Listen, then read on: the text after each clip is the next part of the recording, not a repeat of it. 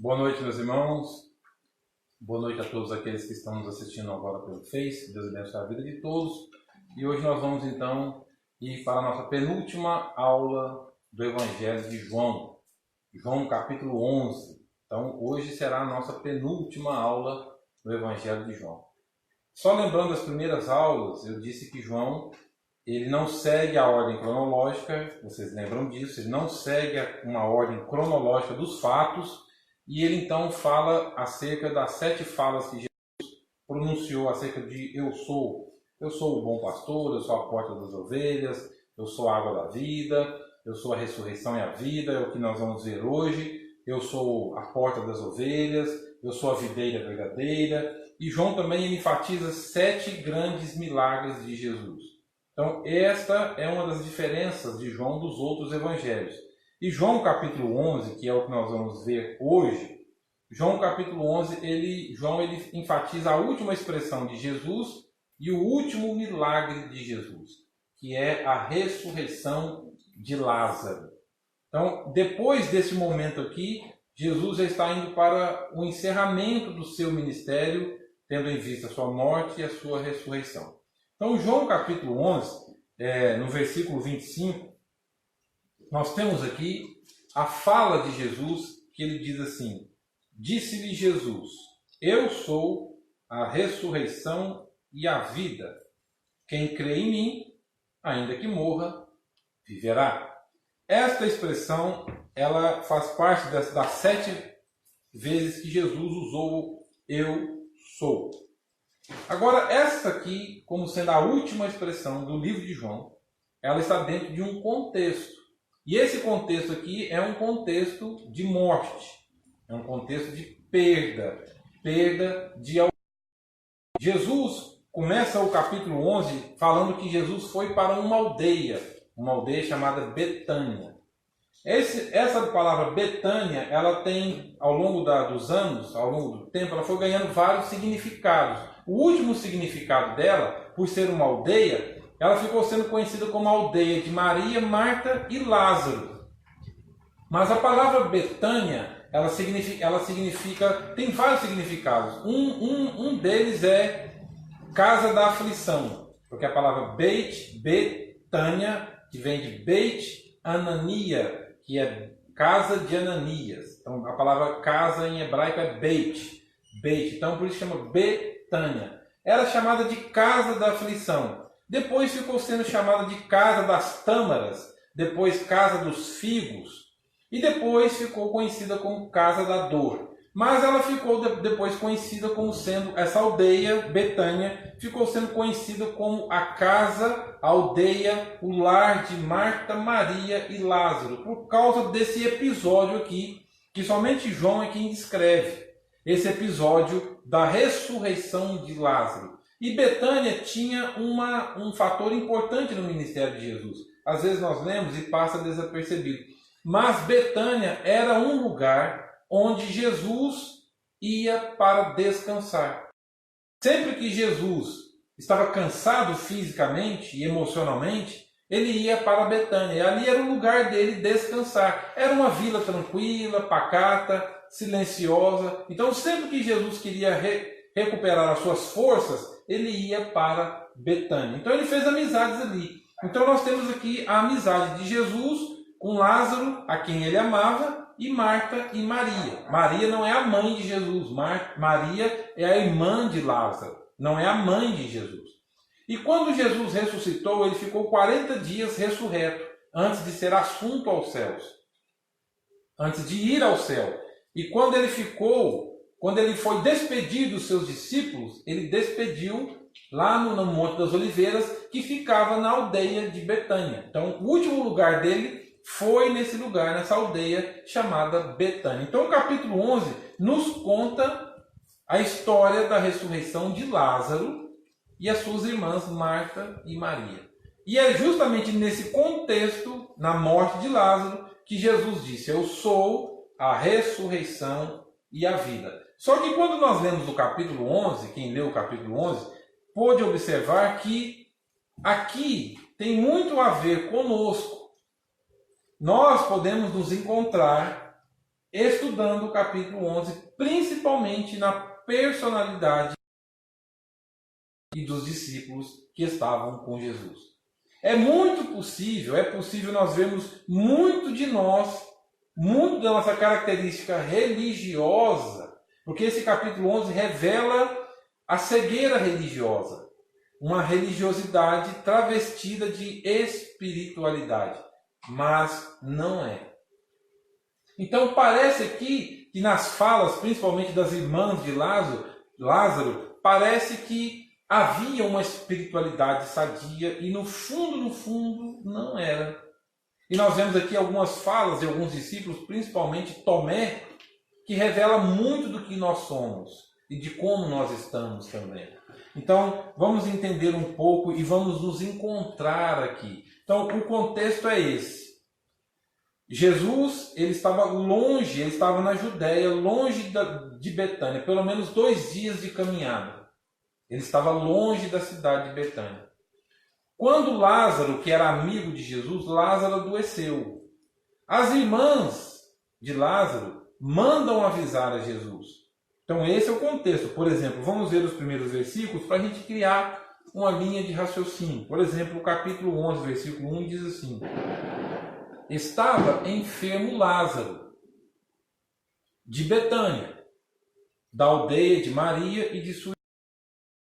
Não era mais conhecida como a casa da dor, a casa do fio, agora ficou conhecida como sendo a casa de Maria e Marta, as irmãs de Lázaro. Esta Maria, cujo irmão Lázaro estava enfermo, era a mesma que ungiu com bálsamo o Senhor e lhe enxugou os pés com os seus cabelos. Tentaram, pois, as irmãs de Lázaro dizer a Jesus: Senhor, está enfermo aquele a quem amas. Observe que aqui foi uma certa pressão psicológica em Jesus. Elas tentaram sensibilizar o coração de Jesus. Elas disseram: está enfermo aquele a quem tu amas. Está vendo a pressão? Viu a pressão ali? Bem subliminar. Elas estavam dizendo: olha, aquele a quem tu amas vem depressa.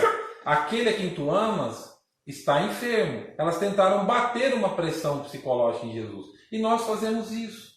Nós, quando vamos orar, nós falamos assim: Deus, eu sou teu servo, eu sou tua serva, eu já li a Bíblia, eu vou à igreja, eu dou o dízimo, eu canto, eu faço isso, eu escuto isso muito. Por que Deus permitiu? Eu estou na igreja há tanto tempo, não é isso? Elas fizeram a mesma coisa, por isso que eu havia dito que é possível nós nos enxergarmos lendo essa história. E elas então mandam o recado. Só que quando o recado chega para Jesus, Lázaro já havia falecido. E Jesus disse: vamos para Betânia, porque nosso amigo Lázaro, ele dorme. Ele está enfermo e dorme. Os discípulos não entenderam isso, eles disseram: já que ele está dormindo, então não precisamos nos preocupar. Aí Jesus viu a mente estreita deles e Jesus disse: ele morreu.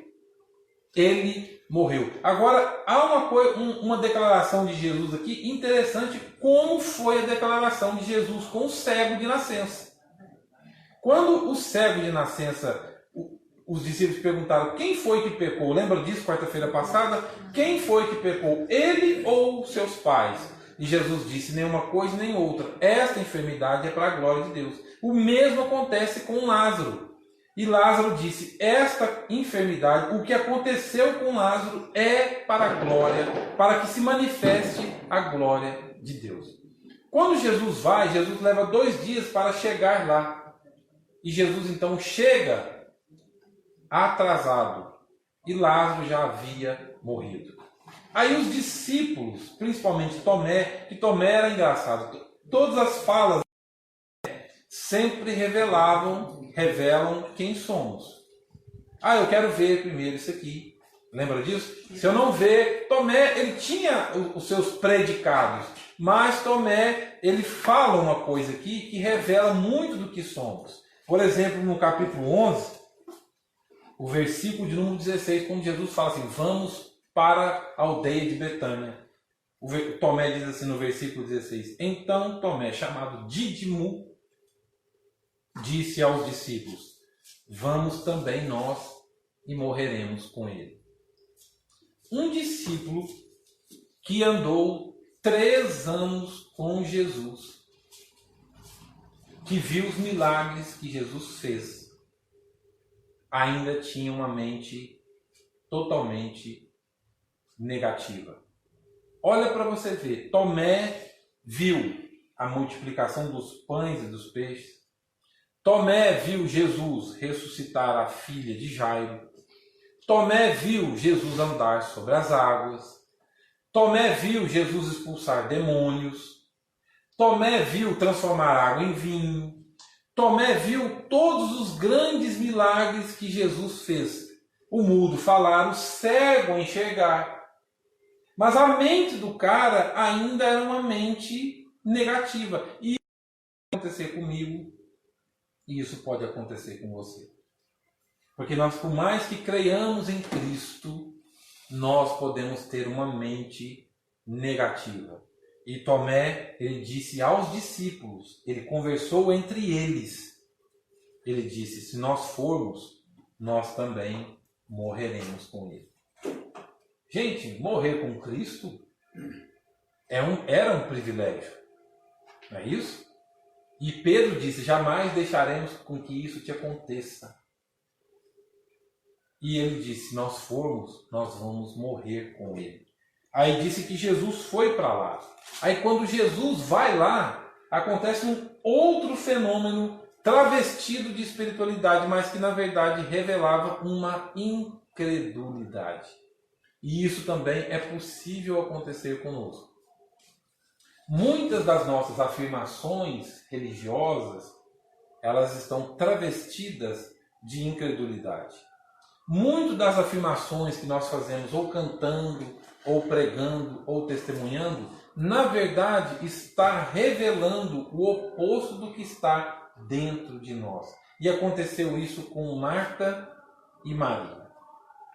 Porque quando Jesus chega 2 dias atrasado. Na verdade, Jesus chega 4 dias atrasado. Porque quando a notícia chega, levou 2 dias para chegar. Quando Jesus vai, são mais 2 dias. Então, quando Jesus chega lá, já havia 4 dias que Lázaro havia morrido. Aí, quando Jesus chega nas portas da aldeia, as irmãs de Lázaro ficam sabendo. E Marta era mais impulsiva, né? A personalidade de Marta, a psicologia, a personalidade de Marta, ela era mais impulsiva. Ela era a impaciente da família. Porque algum tempo atrás, Jesus foi na casa delas. Aí Maria ficou sentada aos pés de Jesus, ouvindo o que Jesus tinha para dizer. E Marta foi querer impressionar a Jesus, trabalhando, fazendo a comida, limpando e tal. E ela viu aquilo, ela ficou brava com Maria. E ela chega para Jesus e disse, fala para ela fazer alguma coisa, que só estou eu aqui trabalhando, ela fica aí. Jesus deu um rala nela. Jesus disse, ela escolheu a boa parte. Marta, Marta, andas inquietas e preocupas com tantas coisas. Lembra disso? Então Marta, ela tinha uma personalidade impulsiva. Ela era igual Pedro, ela agia sem pensar. Ela ia pela emoção. Aí quando Jesus aparece na porta de Betânia, da aldeia, quem vai receber Jesus? Marta. É ela quem vai. E ela usa uma expressão que é uma expressão religiosa que nós usamos. Mas nós também a usamos. Se você ver aí o versículo de número 21, preste atenção. Veja se você não se enxerga aí. Eu me enxergo aqui. O versículo 21. Aliás, vamos ver o versículo 20 para a gente poder entender. Marta, quando soube que vinha Jesus, olha só, saiu ao seu encontro. Maria, porém, ficou sentada em casa. Maria ficou quieta lá. Marta, alguns teólogos dizem que Maria já pensou assim, já morreu mesmo? Não adianta eu ir lá. Aí Marta não, Marta foi lá. E Marta solta uma pérola. Marta, ela solta uma pérola que ela poderia ter ficado calada. Ela foi ao encontro e disse assim, disse pois Marta a Jesus, Senhor, se estiveras aqui, não teria morrido meu irmão. Olha para você ver o que ela falou. Agora, esse diálogo de Marta, Maria repete isso também. Se você prestar atenção, lá no versículo 32, que quando Jesus encontra com Maria, olha para você ver a similaridade ou ao mesmo diálogo na boca das duas. Versículo 32. Quando Maria chegou ao lugar onde estava Jesus, ao vê-lo, lançou-se-lhe aos pés, dizendo: Senhor, se estiveras aqui, meu irmão não teria morrido. Prestou atenção? Por que isso acontece? Marta e Maria disseram a mesma coisa. Por que isso acontece? Porque elas conversaram entre elas. Elas falaram nas costas de Jesus. Elas conversaram entre elas. Se ele estivesse aqui, nosso irmão não teria morrido. Ou seja, ele chegou tarde demais. Agora não adianta se ouvir. O Senhor chegou tarde demais. Não adianta. E nós fazemos isso. Ah, mas por que Deus permitiu isso acontecer? Agora não adianta orar mais. Agora não adianta pedir mais. Lembra de Saul? Saul um dia foi lutar contra um exército, contra um determinado exército. E era muito comum nas guerras do Velho Testamento levar o sacerdote. E quem era sacerdote era Samuel. E Saul levou. E o rei não ia atacar se Deus não falasse com o sacerdote e Deus autorizasse a luta. Isso era uma prática comum no Velho Testamento. Aí Samuel estava ali e Samuel vira para Saul, o rei Saul, e dá uma ordem a ele. Você espera 7 dias. Daqui a 7 dias eu volto e eu vou oferecer o sacrifício e você vai lutar contra o exército. E Samuel foi embora. E Saul não entendeu aquilo e Saul ficou, tá tudo bem. Mas se ele falou, aí deu o primeiro dia, o segundo dia, o terceiro dia, aí começou a chegar as reclamações. O exército está indo embora, os soldados estão perguntando, vamos ou não vamos, como é que faz, a coisa tá, o bicho está pegando, o outro lá está vindo, e nós estamos aqui. E foi dando o 5º dia, o 6º dia, o 7º dia, cadê? Amanheceu, cadê Samuel? O homem não aparece. O que Saul fez? Eu vou resolver isso aqui. Pegou o animal lá, pegou tudo, matou, sacrificou e ofereceu a Deus. Quando ele acabou de fazer, aparece Samuel. E Samuel pergunta: o que foi que você fez, Saul? E ele tentou justificar: mas o senhor estava demorando, atrasando e não sei o que lá mais. E Samuel disse: o obedecer é melhor que o sacrificar.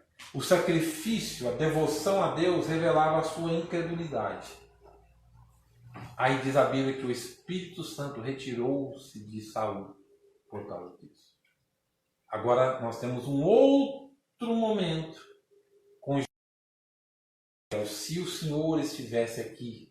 Lembra da pressão psicológica? Aquele a quem tu amas está enfermo. Isso é uma estratégia humana. Se o Senhor estiver aqui, nosso irmão não teria morrido. Ou seja, o Senhor chegou tarde demais. Agora veja o que diz o versículo 22.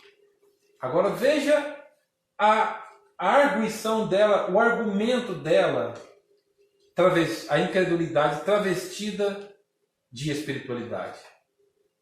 O versículo 22, mas também sei que, mesmo agora, com tudo quanto pedis a Deus, Deus te concederá. Isso não é uma afirmação de fé, isso é uma afirmação de incredulidade. Olha o que ela disse: eu sei que tudo que o Senhor pedir, Deus te concederá. Eu sei. Aí, versículo 23, declarou-lhe Jesus: teu irmão há de ressurgir. Agora, olha a contra-resposta dela. Toda vez que ela falava, ela se complicava ainda mais. Versículo 24. Eu sei, replicou Marta, que ele há de ressurgir na ressurreição. Eu sei que ele há de ressurgir no último dia. A fé dela era para lá, era para o amanhã, nunca era para agora. E às vezes nós fazemos assim também. Eu sei que Deus vai me abençoar um dia. Eu creio, mas esse eu creio é uma incredulidade. Eu creio que um dia Deus vai ouvir a minha oração. Não é assim que nós fazemos? Eu creio que um dia Deus vai atender a minha causa. Jesus disse para ela, o seu irmão vai ressurgir. Jesus não falou no último dia, o seu irmão vai ressurgir. E ela veio com uma resposta de teologia sistemática, ela veio com resposta de classe de catecúmenos, ela veio com resposta de revista de escola dominical. Eu sei que o Senhor, que Ele vai ressuscitar no último dia. Aí Jesus deu a outra resposta, eu sou a ressurreição e a vida. Quem crê, ainda que morra, viverá. Ela podia ter ficado quieta. Agora, o que ela fazia contradizia o que ela falava. O que ela fazia contradizia o que ela falava. Porque ela disse, eu sei, preste atenção, eu sei que tudo que o Senhor pedir, Deus te concederá. Ela não disse isso? Ela disse isso. Aí Jesus então pede para retirar a pedra. Agora olha a atitude dessa mulher. O versículo de número 39. Olha para você ver. Então ordenou Jesus, tirai a pedra. O que ela fez? Disse-lhe Marta, irmã do morto, Senhor, já cheira mal, porque é de 4 dias. Ela acabava de declarar, eu sei que tudo que o Senhor pedir, Deus te concederá. Aí Jesus disse, tire a pedra. E ela vai tentar ensinar Jesus. Ela disse, Senhor, talvez até falou no ouvido dele, já cheira mal, é de 4 dias. Não mexe nisso aí não. Ela tinha acabado de declarar, tudo que o Senhor pedir, Deus te concederá. E Jesus disse, eu sou a ressurreição e a vida, o seu irmão não morreu, ele vai ressuscitar. Não, eu sei que no último, entendeu? Nossa fé, às vezes, é assim também. Nós cantamos, nós glorificamos, nós adoramos e nós dizemos, tudo pode, o Senhor faz isso, o Senhor faz aquilo. Aí quando Jesus disse, eu vou mexer então, eu vou pôr a mão. Não põe a mão nisso não, porque já tem 4 dias que está fedendo, já cheira mal. Não mexe não. E às vezes nós somos assim, irmãos. Às vezes quando Jesus fala assim, eu vou mexer, eu vou pôr a mão, nós falamos, mas não é bem assim não. Quem sabe ele não muda de vida? Quem sabe, né, eu não vou mudando minha mente, minha forma de pensar. Não põe a mão aí não. Nós somos muito Marta. Nós somos muito Maria. Eu me vejo muito nisso aqui. Porque isso aqui revela quem somos. Nós somos assim. As nossas declarações de fé não correspondem com aquilo como nós agimos. Porque Jesus, quando disse, eu vou então tirá-lo de lá, retirem a pedra. Ela disse, não mexa aí. E aí Jesus, eles retiram a pedra, aí Jesus fala o nome de Lázaro. Lázaro, vem para fora.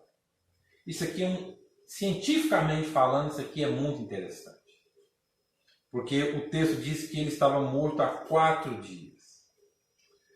Uma pessoa quando morre, às 3 horas depois que ele morre, na medicina isso é chamado cientificamente de algor mortis. Algor mortis. O que é isso? Quando o coração para de bater, quem bombeia sangue no corpo é o coração. Então, como para de bombear sangue, o sangue para de circular no corpo. Aí entra-se no estado chamado de algor mortis. O que isso significa? É quando o sangue ele para de circular, então ele procura a gravidade, então ele abaixa. Por isso que o cadáver ele fica com a boca roxa. e a cara pálida, porque o sangue parou de circular e se está deitado ele procura o solo. Então por isso que ele abaixa. Então é chamado de algor mortis. Então aí começa a ficar roxo o lábio. Por isso que todo cadáver fica roxo. Aí depois de 3 horas e pouca, aí começa a haver no corpo uma explosão de enzimas, que aí começa aquele negócio que tem nos nossos ossos, como é que chama? Cálcio. Ele libera cálcio, aí o organismo começa a ficar duro. Por isso que você vê que um cadáver fica duro. Tá vendo? Depois de um certo tempo, é a liberação de cálcio. A liberação de cálcio. Aí depois de 3, 4, 6 horas, que é o pico máximo, acontece uma outra mudança no organismo. Entra outra mudança no organismo. Aí o pâncreas começa a dividir enzimas, começa a liberar enzimas, e as células elas dividem. Aí o pâncreas começa a liberar enzimas que aceleram, que fazem um estado de putrefação. Aí começa a cheirar mal. Quem faz isso é o pâncreas. Isso no máximo até 12 horas depois que você morreu. Lázaro estava morto há 4 dias. As unhas já caíram, os olhos já apodreceram, o estado de putrefação já estava avançado. Porque hoje, quando alguém morre, nós embalsamamos. Naquela época não era fácil assim embalsamar, somente quem tinha muito dinheiro. Lázaro provavelmente não. Já estava cheirando mal. Os órgãos internos já haviam apodrecido. Aí Jesus quebra a lei da ciência, uma lei chamada a segunda lei da termodinâmica. Eu já expliquei isso aqui. A segunda lei da termodinâmica. A segunda lei da termodinâmica diz que todo ser vivo tende a deteriorar. Tudo tende a deteriorar. Então, uma vez que morre, cientificamente é impossível voltar ao seu estado original. É impossível voltar ao seu estado original. É humanamente, cientificamente impossível, improvável. Aí Jesus, ele olha para o túmulo e ele diz: Lázaro, vem para fora. Aí o texto diz que quando Jesus fala o nome de Lázaro, o versículo 44, saiu aquele que estivera morto, tendo os pés e as mãos ligados com ataduras e o rosto envolto num lenço. Então lhes ordenou Jesus: desatai-o e deixai-o ir. Meus irmãos, pense nos órgãos voltando ao normal. A segunda lei da termodinâmica diz que nada pode voltar ao seu estado original. Aí Jesus disse: Lázaro, vem para fora. O pâncreas, o coração, instantaneamente tudo voltou ao normal. E o cara levanta. O que isso significa? Gênesis capítulo 1, quando Deus disse: haja luz. E haja fruto. Árvores e dei fruto. E houve. Haja animais. Haja isso e haja aquilo. Olha para você ver o que Deus é capaz de fazer. Quando você estuda ciência, quando você estuda ciência, quando você estuda esses mecanismos hoje, você fala: gente, Deus ele tinha que ser pregado, era pela ciência, não pela religião. Eu até brinco, mas com uma brincadeira com fundo de verdade. O azar de Deus é que ele está sendo pregado pela religião. Quem tinha que falar de Deus não era a religião, era a ciência. Era a ciência e era a filosofia.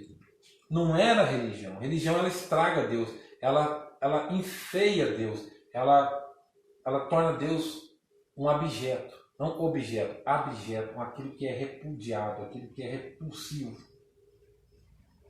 Aqui Deus, Jesus, ele olha para um ser em estado de decomposição avançada E ele só fala o nome, Lázaro, vem para fora. Eu fico pensando depois, os olhos das irmãs para Lázaro. E se eu estivesse lá, o que eu perguntaria? O que você viu do outro lado? Não é isso? O que você viu? A Bíblia não conta o que Lázaro viu. A Bíblia não conta, mas conta que Jesus chamou o seu nome. Lázaro, vem para fora. E o cara levanta. A ciência não consegue explicar isso. Uma vez conversando com um amigo meu, neurocientista, um amigo meu que é médico neurocientista, e nós conversando sobre isso, ele disse: Elias, aquilo ali tem que ter fé para acreditar nisso. Você está achando o contrário, tem que ter fé para acreditar na ciência, porque a ciência ela tem limite. Tem que ter muito mais fé para acreditar na ciência naquilo que Jesus falou. Jesus, ele trouxe uma pessoa de um estado de decomposição avançada apenas mencionando o nome. Por isso que ele demorou os 4 dias de propósito também. Exatamente, eu acredito que estava dentro do plano de Deus. Porque Jesus disse, isso é para a glória de Deus, para que se manifeste a glória de Deus. Ele poderia ter pego uma menina, poderia ter chegado 10 minutos depois, ressuscitou, não, ele só estava passando mal, desmaiou, não, estava em estado de putrefação avançado. Se Jesus fez isso com Lázaro, o que ele não pode fazer por mim e por você? O problema é que nós somos Maria demais. O problema é que nós somos Marta demais. Esse é o problema. Nós cremos. Entenda isso. Nós cremos. Esse é o problema. Às vezes nossa crença nos atrapalha. Ah, mas como? Às vezes nossa crença nos atrapalha. Lembra de um determinado momento que Jesus falou assim: se crendo, eu vou fazer. Aí eles disseram, nós cremos. Aí alguém disse, ajuda-me na minha falta de fé. Ajuda-me na minha falta de fé. Ajuda-me. E Jesus acabara de perguntar para uma pessoa, você crê que eu posso fazer isso? Se eu não me engano, tinha a ver com a ressurreição de alguém também. E ele disse, sim, eu creio. Mas a mesma pessoa que disse sim, eu creio, disse ajuda-me na minha falta de fé. E isso é a diferença entre fé e crença. Porque quando Jesus perguntou, você crê? Eu creio. Mas me ajuda na minha falta de fé. E as irmãs de Lázaro criam. Mas a fé estava longe. Porque elas perguntaram se o Senhor estivesse, elas falaram, se o Senhor estivesse aqui, nosso irmão não teria morrido. Agora não adianta mais. Chegou tarde demais. Não adianta. Jesus chegou tarde demais. Aí Jesus disse, ei, se o seu irmão vai ressuscitar, eu sou a ressurreição e a vida. Não, eu sei que no último dia, aquela religião, né? A religião do último dia, dos últimos dias, do último momento, é agora. Aí Jesus fala, não, eu vou ressuscitar, retire a pedra. Não, não faça isso, porque já cheira mal, tem 4 dias que ele está fedendo. Não mexe nisso aí, não. Graças a Deus que Jesus não depende da nossa fé para fazer alguma coisa.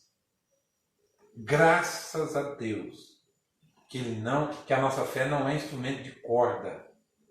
Porque até os demônios creem e tremem. Até os demônios creem e tremem. E nós, às vezes, somos piores do que os demônios. Porque a nossa crença não consegue tirar as escamas dos nossos olhos. Me veio na mente agora um texto, não me lembro onde, mas eu lembro do fato.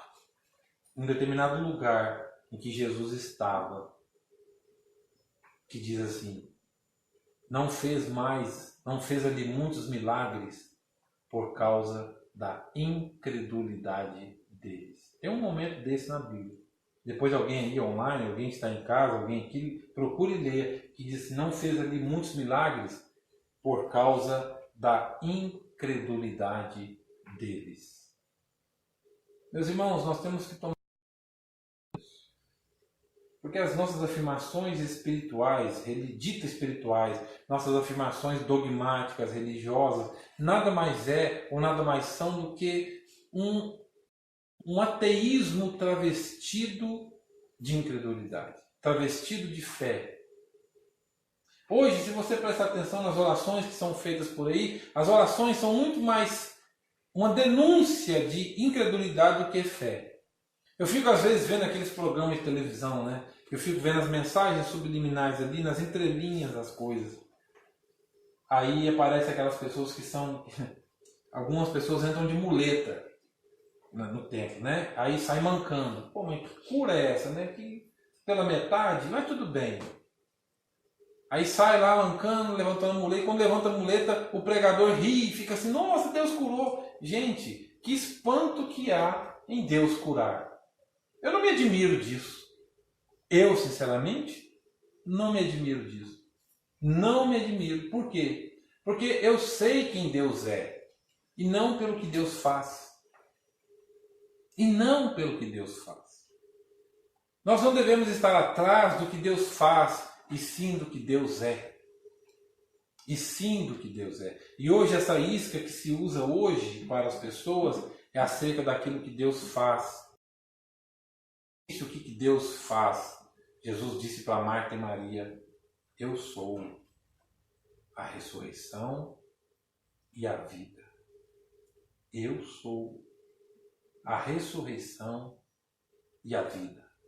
A ressurreição no primeiro século era um problema. Hoje nós temos nisso porque nós fomos dogmatizados a crer nisso. Mas no primeiro século era um problema. Falar de ressurreição no primeiro século, nos dias de Jesus, era um problema. Era um problema filosófico. E ele disse, eu sou a ressurreição e a vida. E por que ele disse isso? Por que ele não disse vida e ressurreição? Ele disse, eu sou, no versículo de nome de Jesus, eu sou a ressurreição e a vida. Por que Jesus colocou ressurreição primeiro? E não vida primeiro? Ele estava mostrando que existe vida após a morte. É isso.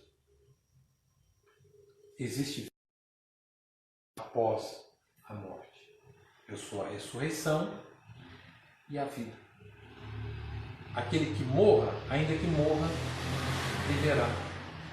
Ele está dizendo, eu estou, Marta, do outro lado também. Eu estou, Marta, do lado de lá com o seu irmão. Eu estou aqui com você, mas eu estou de lá com o seu irmão. Por isso que Jesus disse, Lázaro, vem para fora. Fora da onde? Do túmulo. Vocês acham que foi para fora do túmulo? Vem para fora de onde você está. Vem para o lado dos vivos de novo. Vem para cá, Lázaro. Eu estou do lado daqui também e estou do lado de lá. Eu sou a ressurreição e a vida. Quem crer em mim, ainda que morra, é vida após a morte, viverá. O que Estevão disse? Eis que vejo os céus abertos e o Filho do Homem à direita de Deus. Existe vida após a morte. Existe. Existe vida do outro lado. O que ele disse para o ladrão da cruz? Lembra-te de mim. A mesma expressão, diferente, só que era de uma pessoa que não convivia com Cristo. Ele disse, lembra-te de mim quando vieres no teu reino. Lá na frente, como Marta disse, no último dia, lembra-te de mim quando vieres no teu reino. E Jesus disse, hoje estarás comigo no paraíso. Vida após a morte. O problema é que nós não discutimos isso. Nós não conversamos sobre isso. Nós não pensamos sobre vida após a morte. Nós não pensamos. Nós temos dificuldade porque nós temos medo de pensar. Porque a nossa crença não nos acompanha até a morte. A nossa crença não nos acompanha até o último dia. Ela nos acompanha até a porta da igreja. Ela nos acompanha até a página da Bíblia que nós lemos. Mas quando a gente sabe que temos uma doença terminal e que você vai morrer, aí você fica assim. Quando digo você hipoteticamente, não estou dizendo você em particular. Mas onde é que está Deus nisso tudo? Por que Deus permite? O que eu fiz? Eu fui honesto a vida inteira. Está vendo como é que nós somos? Eu trabalhei na igreja, eu cantei, eu evangelizei, eu dei testemunho, nunca fumei, nunca bebi, nunca dancei. A minha vida inteira, a vida de purificação, de oração, eu ia no monte, eu já li a Bíblia toda, já orei de joelho, já orei em pé, já fiz jejum, já fiz campanha, já fiz isso, já determinei a bênção, já briguei com Satanás. Por que essa doença? Porque a nossa crença não nos acompanha até o último dia. E nós precisamos aprender isso com Paulo, quando Paulo disse lá em Filipenses: eu quero estar com Cristo, o que é incomparavelmente melhor. Eu quero estar com Cristo, porque eu sei que a coroa, é o que ele disse para Timóteo, a coroa está me esperando. Eu sei que quando eu fechar os meus olhos, eu vou fechá-lo aqui nesse plano, mas vou abrir no outro lado, do outro lado estará o Filho do Homem. Isso é uma questão de fé. Não é crença, é fé. Eu sei que do outro lado está Cristo Jesus. Meus irmãos, nós sabemos disso mesmo. Não estou perguntando se nós cremos, eu estou perguntando se nós sabemos disso mesmo. Você vai morrer em paz? Você vai morrer em paz? Você vai mesmo partir em paz? Um infarto, aconteceu um trem aí que você caiu duro. Nós podemos fazer esse velório dizendo ele foi tranquilo. Nós podemos fazer esse velório para você dizendo ele foi, está com Cristo. Podemos? Nós estaremos com Ele. Mas nós precisamos morrer em paz também. Para mim, o viver é Cristo. E o morrer é lucro.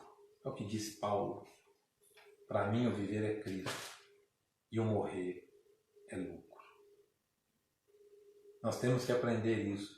Nós temos que deixar de ser como Marta e Maria. Ficar falando de Jesus pelas costas. Se ele estivesse aqui, cadê ele? Cadê? Se ele estivesse aqui, nosso irmão não teria morrido. E foi a primeira coisa que elas falaram para Jesus. Não adianta não, se eu estivesse aqui, nosso irmão não teria morrido. Ainda bem que Jesus é gracioso, né? Retirem a pedra. Não mexe nisso aí não, porque já cheira mal. Meus irmãos, para nós ouvirmos Jesus dizer, Lázaro, vem para fora, é preciso que nós deixemos, não de permissão, mas no sentido de que nós deixemos para nós mesmos, não ele, nós deixemos ele ver o outro lado, o lado da putrefação. Para nós vermos o milagre, é preciso que eu mostre o lado da putrefação. Para ouvirmos o nome, Lázaro, vem para fora. Eu queria ver a cara de Marta e Maria quando isso aconteceu. Caiu os dogmas, caiu a teologia aprendida na sinagoga, na escola dominical da época, acabou isso. Mas ele falou, né, viver é Cristo e a morte é lucro. Sim. Mas e aquela deixa lá da Bíblia que fala que o salário do pecado é a morte? É a morte física. É a morte física. Porque a promessa que Deus fez para Adão, se você comer, você vai morrer. E Adão morreu, só que a morte ali é morte espiritual também. Porque quando Adão acabou de comer, ele não morreu fisicamente, mas ele morreu espiritualmente. Tive medo e me escondi. A morte existia antes da queda? Sim, ela existia. A morte existia antes da queda. Isso é fato, ponto. Por exemplo, quando Deus disse, haja árvores e dê seu fruto, um fruto para nascer, uma semente tem que morrer. Uma folha tem que morrer para cair. Ela tem que cair, produz ali aqueles substratos ali, tem que produzir cogumelo, nasce. Então, havia morte. Haveria morte. E houve a morte espiritual. Tive medo e me escondi. O salário do pecado é a morte. O que é a morte? É a separação. Separação. Aí você lê Efésios capítulo 2, aí tem uma das declarações mais significativas e espirituais de todo o Novo Testamento também. Quando Paulo fala assim, estáveis longe, separados da aliança, estranhos das alianças, separados da comunidade, inimigos de Deus. Aí ele diz no versículo 13, se eu não me engano, de Efésios capítulo 2, mas agora, a parede da separação não existe mais, e fostes aproximados pelo seu sangue. A parede da separação. Que grossura que era essa parede? Recentemente, se eu não me engano, semana passada, foi a queda do Muro de Berlim. 30 anos da queda do Muro de Berlim. O Muro de Berlim tinha uma espessura mais ou menos assim, 30, 45 centímetros, se eu não me engano, não era um muro muito largo. Que grossura que era essa parede da separação, que nos separava de Deus? Vocês sabem? Era da grossura de um véu. De um véu. Porque o véu foi rasgado. Hebreus, é o que diz Paulo, é o que diz o Novo Testamento. O véu que separava já não separa mais. A parede que nos separava era da grossura, da espessura de um véu, de um pedaço de pano. Olha para você ver como é que as coisas que nos separam de Deus são insignificantes. Elas são insignificantes. O salário do pecado é a morte. Onde abundou o pecado, superabundou a graça. É o que Paulo pergunta para a morte. Esse diálogo de Paulo com a morte é interessante. Paulo vira para a morte e faz uma pergunta: onde está, a morte, a tua vitória? Onde está, a morte, o teu aguilhão? Cristo ressuscitou. Então Cristo, ele é a ressurreição. Ele é a garantia de que a morte não é um ente. Cristo é a garantia de que a morte não é um ser, um ente que tem volição própria, que tem vontade própria. Porque o fim da morte, Cristo, aí como diz o pastor Caio Fábio, que muitas pessoas têm preconceito com ele e são injustos com ele, porque ele é um homem de Deus. Ele é um homem de Deus. Podemos não gostar de algumas coisas que ele fala, mas ele é um homem de Deus. E ele ajudou muito a igreja. A igreja só, principalmente a igreja presbiteriana, só teve visibilidade que teve por causa dele.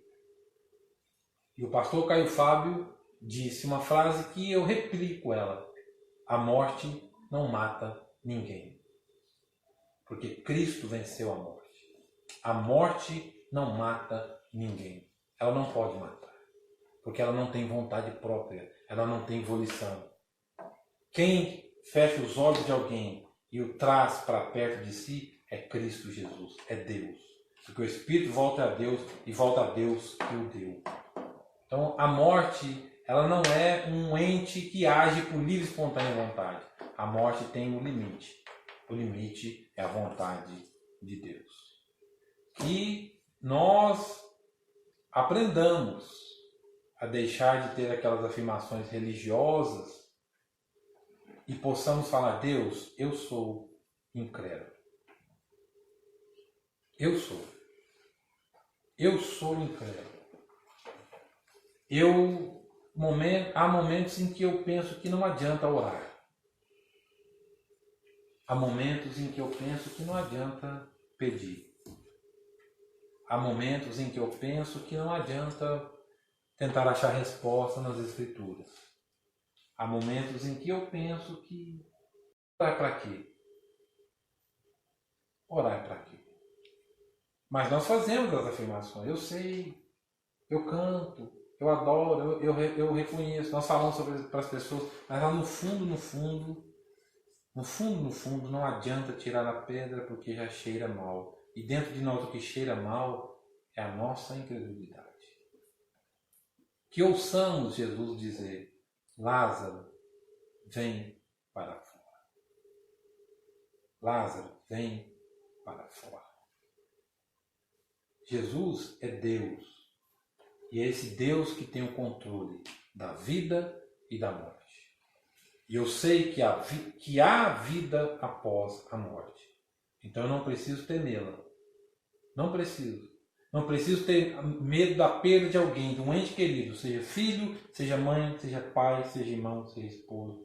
Porque eu sei que partiu e está com Cristo, que é incomparavelmente melhor. Vamos colocar de pé e vamos orar. Beleza, interessante que o barco de Guerra e Arão, eles mentir, né? Sim, essa é a natureza humana. Ela é caída, corrompida. Ela é assim. E o que nos faz ter relevância é a graça e a misericórdia de Deus. É a graça e a misericórdia de Deus. Vamos orar? Obrigado por tua palavra, que é viva e eficaz, e ela nos constrange. Mas esse constrangimento é bom, porque é um desafio que nos é feito. O desafio de repensarmos a vida, de repensarmos nossas afirmações, de repensarmos nossas posições diante do Senhor, diante da própria vida, diante de nós, diante dos irmãos. É um desafio a mudarmos a nossa forma de pensar, tirar de nós o conformismo, esse conformismo travestido de espiritualidade, uma incredulidade que nos afasta do Senhor, mesmo cantando, mesmo afirmando, mesmo declarando. Mas nós precisamos nos enxergar, que nós precisamos do Senhor. E nós precisamos de muita misericórdia, porque nós somos como o vento, ó Deus, levados como meninos agitados de um lado para o outro. Nos ajude, ó Deus, a termos uma fé equilibrada, uma fé sadia, que não é demonstrada por verbalizações, mas que é demonstrada por ações, baseada em sentimentos, não baseada em decisões, mas baseada na palavra do Senhor. Que o Senhor nos ajude a sermos homens e mulheres de fé, porque nós precisamos, porque sem fé é impossível agradar ao Senhor. Nos ajude, mas nós temos o dever e nós temos a vocação, ó Deus, como diz Hebreus, olhando firmemente para o autor e consumador da nossa fé, Cristo Jesus. Nos ajude a olharmos para o autor e consumador da nossa fé, Cristo Jesus. Amém e amém. Muito obrigado, Deus abençoe e até semana que vem, com a graça de Deus.